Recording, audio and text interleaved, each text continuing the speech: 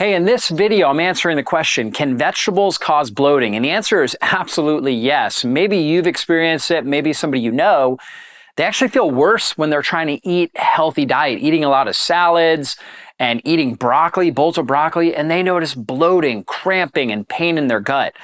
Well, absolutely, vegetables can cause bloating, and that's because you may have too much bacteria in your small intestine. You see, in your digestive system, your small intestine is the largest portion of your small intestine. That's the most important area for nutrient absorption.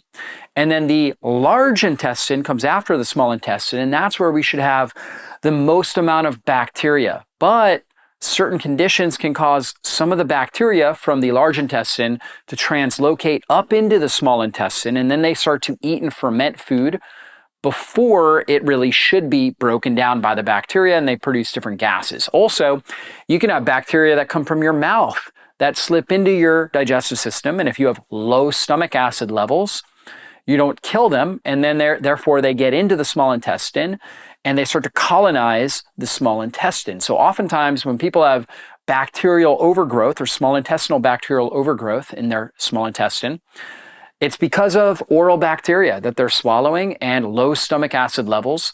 And that allows for the bacteria to colonize in the small intestine. And now they start to eat a lot of these fermentable fibers that we're consuming when we're consuming vegetables. And they eat them too early. They should be getting them when they're more fully metabolized and broken down. In the large intestine, they're getting them earlier in the digestive tract. In the small intestine, they're starting to break them down and produce gases that can cause bloating, cramping, can actually drive up pain, histamine intolerance, skin rashes, headaches, brain fog, a whole lot of different unwanted health symptoms. And so let's talk about why this occurs. We talked about the small intestinal bacterial overgrowth. Well, there's something called FODMAPs that we find in a lot of these healthy foods. FODMAPs means fermentable monosaccharides, and polyols. So an oligosaccharide is basically a sugar molecule. It's a combination sugar molecule. It contains somewhere between 3 to roughly 10 or 12 different sugar compounds connected together. So when we think about oligosaccharides, we're going to find a lot of those in legumes, a lot of different vegetables, things like with the inulin